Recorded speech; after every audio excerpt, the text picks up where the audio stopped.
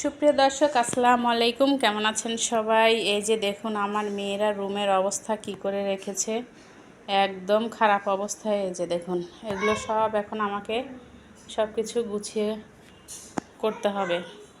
আর এই যে দেখুন আমাদের বাসায় নাকি শুনলাম যে আলিফ এসেছে। আমি অফিস থেকে এসে অবশ্য তাকে দেখি নাই, কোথায় গেছে। আমরা একটু রুমগুলো খুঁজে আসি যে আসলে কোথায় আছে। রুমের অবস্থা তো অনেক খারাপ, দেখতেই পাচ্ছেন দর্শক।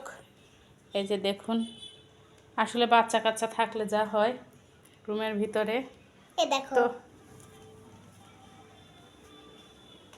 এই যে দেখুন কি অবস্থা করে রাখছে। কই আলিফকে তো পাচ্ছি না। আরে আল্লাহ, আলিফ এই জায়গায়? আলিফ, আলিফই তো। এই তুমি কি করতেছো এখানে এসে আলিফ? আরে আল্লাহ, তুমি আসলে একটু বেড়ানোর জন্য আর এসে রান্না করতে লাগা। তোমাকে কে রান্না করতে বললো? কেউ তো বলেনি। আল্লাহ, এই কি একটা কথা নাকি? লতাও এসছে নাকি? না, লতা আসেনি। লতা আসেনি? ওই আমার হচ্ছে যে ইউটিউব চ্যানেলের চিঠিটা আবেদন করলো তো মামুন ভাই, আর লতার হচ্ছে যে পেজের মনে করেন যে মনিটাইজ করলো, বাজার করলো। মামুন ভাই যখন বাজার করতে বললাম যে আমি বললাম যে ভাই পুঁই শাক কি করবেন আপনারা, ঝোল রান্না করবেন।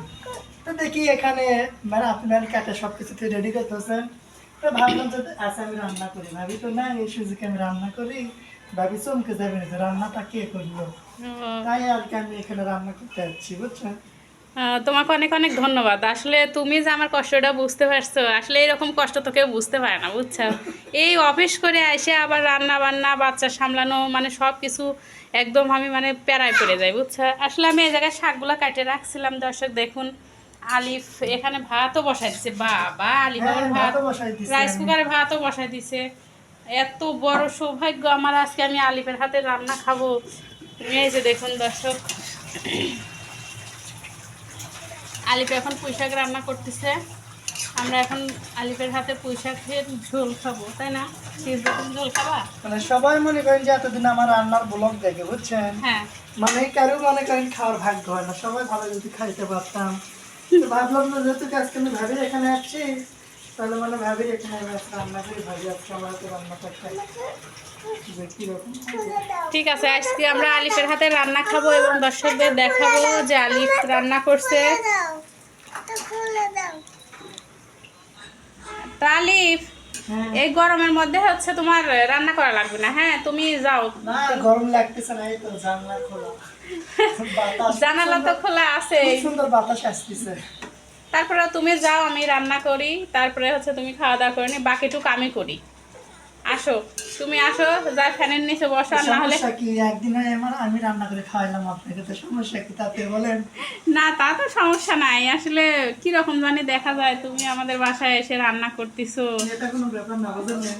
লতা থাকলে তা আর একটু আনন্দ হইতো, ভালো লাগতো। আসলে লতাও নাই, লতা খুব মিস করতেছি। আসলে লতা বেবি হওয়ার পরে আসলে কোথাও যেতে পারে না ছোট্ট বেবিটার জন্য, তারপরে সিজার করে বেবি হয়েছে।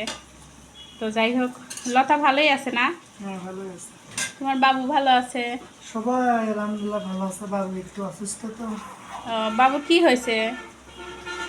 মানে বাতাস লাগছে। ঝাড়া দেয়া লাগবে, বাতাস লাগলে একটু। এমন মানুষের থেকে ঝাড়া দিয়ে লাভ আছে জানেনি তো কে ঝাড়া দেয়।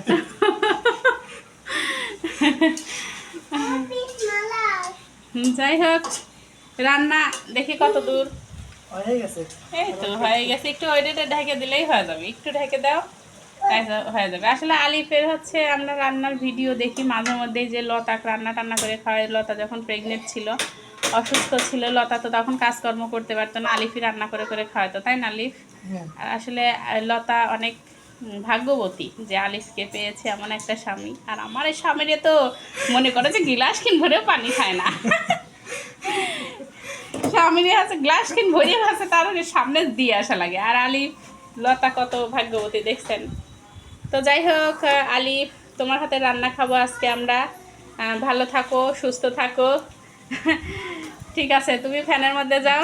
আল্লাহ হাফেজ। দর্শকদের উদ্দেশ্যে কিছু বলো। তো দর্শক সবাই চ্যানেলটা সাবস্ক্রাইব করবেন, ভাবি চ্যানেল নাম ধর্ম থাকে না। তাও আসিস তো বাসিদা চ্যানেলটা সবাই সাবস্ক্রাইব করবেন, এটা ভাবে রিয়েল চ্যানেল। আর আপনারাও ভিডিও দেখবেন, শেয়ার করে আরেকজনকে দেখার সুযোগ করে দেবেন, লাইক কমেন্ট সব করবেন। আর যারা চ্যানেলে নতুন তারা অবশ্যই একটা সাবস্ক্রাইব করবেন। দেখা হবে নতুন করে আবার ব্লগ ভিডিওতে। আল্লাহ হাফেজ। তোমাকেও ধন্যবাদ। আল্লাহ হাফেজ।